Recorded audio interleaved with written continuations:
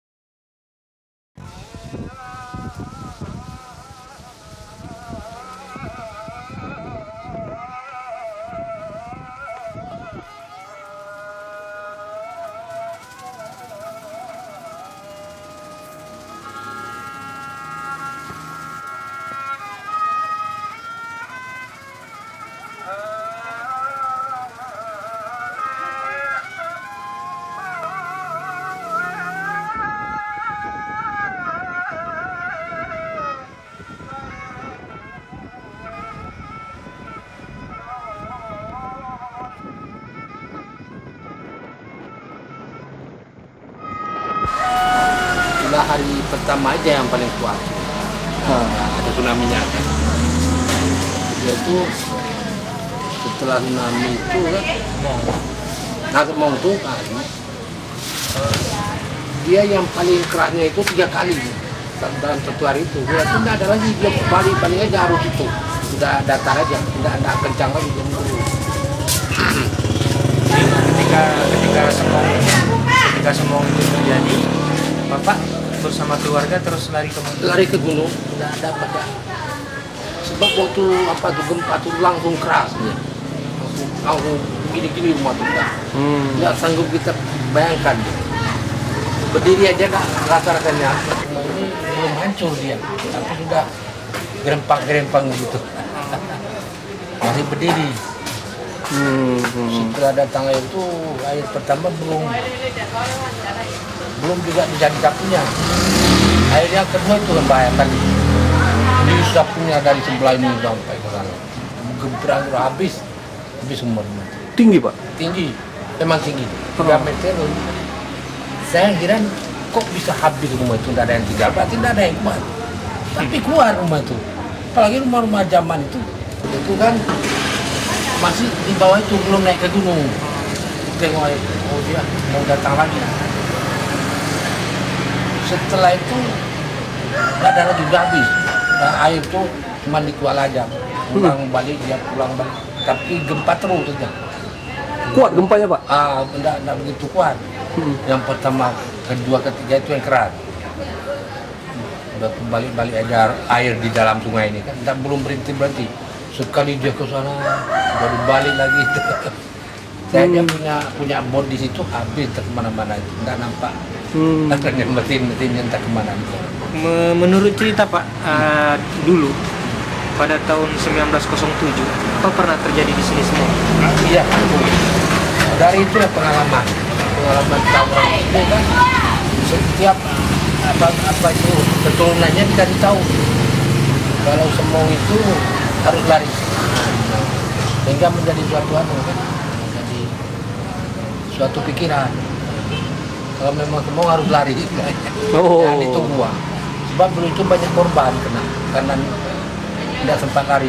Pada tahun 1907 dulu ya. Lari pun ke dalam masjid, mati juga. Gitu. Dia tersangkut di atas ada kayu di bawah arus itu juga. Iya. Jadi ada apa itu dibilang orang-orang tua dulu, sehingga teringat. Tidak ada dipikir apa lagi, dia langsung lari.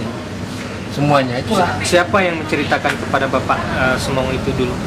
Banyak itu orang-orang tua dulu. Nah, Kapan dia menceritakan kepada Bapak? udah lama.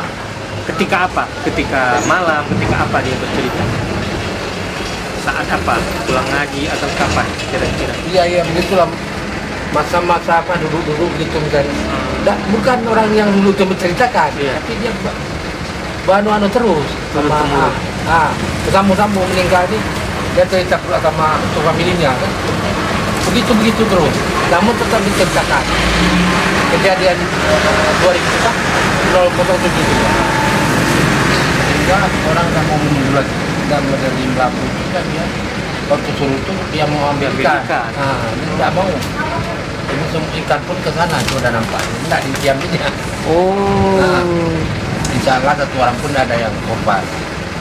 Cuman di gunung itu sampai 3 hari 3 malam tetap ada itu gempanya, tapi nggak kuat kan. Bapak lari ke atas, ke gunung? Ke atas. Tapi akhirnya ada model pertama kedua itu ya tidak kena lagi kan, di dalam kuala aja balik gitu. Sudah lari ke dokter ke atas sana. Itu yang heran kita kan. Muak dia tuh, ada tinggal di padahal di pagi ini dia di belakang ini. Siapa itu Pak? Kerbau tuh. Oh, kerbau? Iya, ini heran saya. Nggak ada yang hilang satu pun. Gak ada yang mati gitu? Sudah ada yang mati. Dia lari ke gunung. Wah, dia rame-rame lari. Itu belum apa-apa tuh, Belum masih baru gempa ya? Belum Iya. Semongnya belum datang ya? belum tahu dia.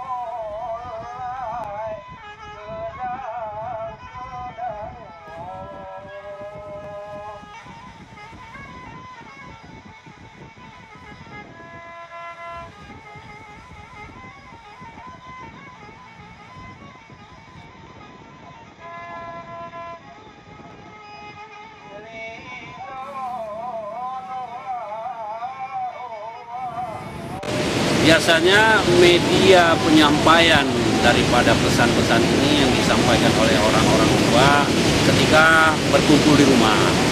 Apakah pada waktu makan, atau dulu mungkin masih terkenalnya si Muluni dengan cengkehnya sambil memetik cengkeh yang barusan dipanen. Jadi sedang ngumpul-ngumpul, tentu orang-orang tua bercerita. Termasuk saya sendiri itu biasanya disampaikan oleh orang tua saya, ayah saya ketika kita berada di meja makan atau setelah makan atau di ruang keluarga. Jadi beliau itu bercerita ada kakaknya yang jatuh dari gendongan orang tuanya ketika Semong yang tiba-tiba datang. Kemudian ada saudara sepupunya juga yang nyangkut di bambu. Itu semua medianya adalah ketika mereka berkumpul di rumah setelah makan atau ada acara-acara lain. Jadi itulah media yang disampaikan kepada orang tua kepada anak-anak. Iya. Dan itu oleh yang penerima yang tempo hari mungkin mereka masih anak-anak atau masih remaja yang sekarang juga jadi orang tua sudah punya anak lagi, mereka tetap menyampaikan cerita seperti itu. Konon pula peristiwanya baru kejadian tahun 2004 yang lalu, orang sudah 10 tahun. Iya. Jadi ini sangat membekas. Jadi ini juga sangat melekat di hati, di angan-angan para masyarakat sebelum itu untuk tetap memberikan pesan kepada anak-anak keturunan dan kerabat Anda itu. Tanda-tanda kalau Semong udah akan datang begitu Pak? Ya, saya kalau semua akan datang itu kalau menurut penuturan orang tua, jadi setelah gempa, kemudian serta-merta secara berangsur air laut surut, demikian dipisahkan tempo hari yang pada pukul 19.00 itu, dan kemudian terdengar bunyi gemericik seperti daun-daun kering yang terbakar. Oh, Pada saat itu, tapi penduduk tidak mengetahui bahwa itu akan datang bahaya. Karena penduduk pada saat itu lebih memilih ikan-ikan yang ada yang menggelepar di bibir pantai atau di sungai-sungai. Nah, setelah sedang asik-asiknya, maka secara tiba-tiba sekonyong-konyong datanglah ombak yang besar yang menuju ke pantai. Itulah yang disebut oleh masyarakat Semong. Jadi tanda-tanda yang sebenarnya pertama itu bunyi gemericik itu. Walaupun pada tsunami pada tahun 2004 tidak terdengar bunyi gemericik itu lagi, ya tidak terdengar. Tentu itu fenomena alam juga yang kita tidak mengerti. Cuma daerah-daerah wilayah-wilayah hantaman daripada tsunami itu mulai dari selatan Pulau Sebelu sampai ke barat laut Pulau Sebelu, dan terutama yang epicentrumnya itu ada namanya Kecamatan Alapan. Itu desanya, rumah-rumah penduduknya 8 desa itu musnah semua. Jadi fenomenanya, tanda-tandanya ya sebenarnya yang tanda-tanda yang paling umum adalah memang dengan surutnya air laut. Jadi oleh karena itu sekarang ini asal gempanya kuat, rata-rata di atas 6 atau 7, itu spontan orang ke pinggir laut dulu. Jadi yang melarikan diri ke tempat tinggi juga, tapi yang ke pinggir laut juga.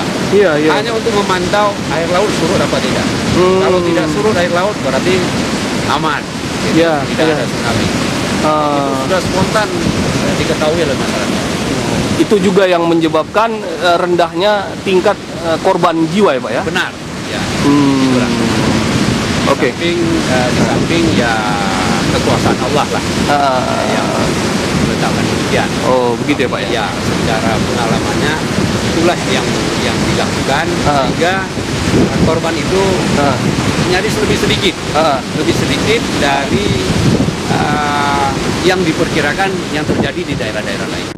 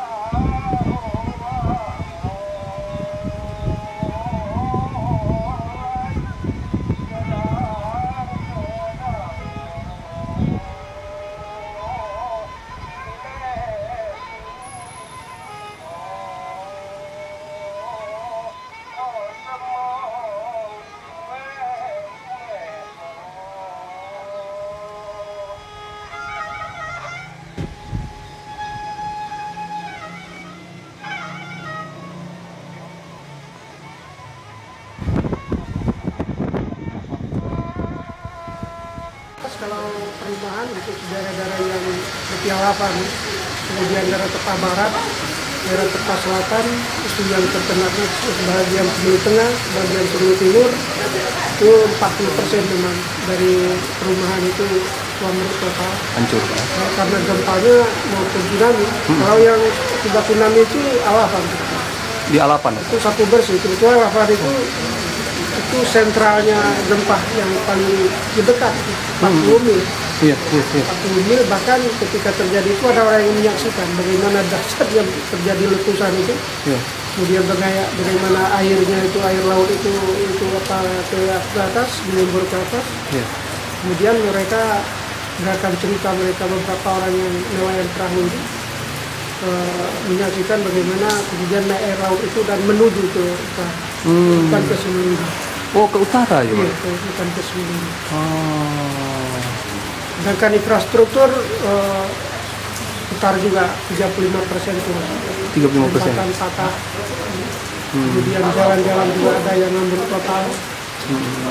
Dan segera setelah itu dilakukan langkah-langkah darurat, tindakan darurat berupa pembangunan darurat sebelum kemudian memang diajukan untuk mendapat bantuan dari pemerintah pusat, terutama melalui program BRR.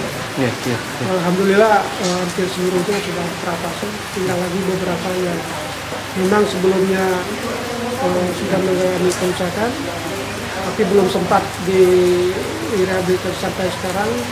Namun kita sedang berusaha. Tapi setidaknya sekarang hampir tidak ada kendala, kita menghubungi lintas kecamatan. Itu kalau cara logika mungkin masyarakat semua habis logikanya. Karena melihat dari kerusakan, baik karena gempanya begitu dahsyat, itu 9,7. Kemudian demikian tsunami, tapi kenapa tidak ada korban? Kita menceritakan seperti tadi karena masyarakat semuanya memiliki pengalaman historis, itu ada kearifan lokal.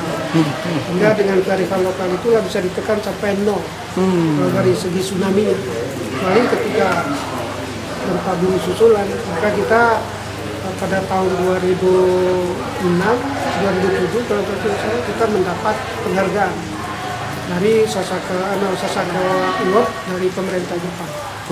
Di atas keberhasilan dari kearifan lokal masyarakat semuanya untuk bisa menekan angka korban dari tsunami itu sampai 0%.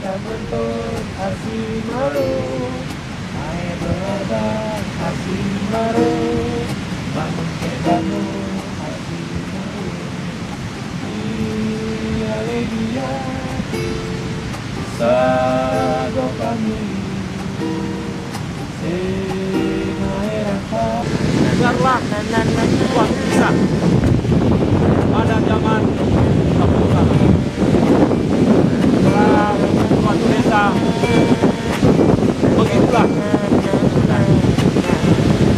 gempa yang mengawali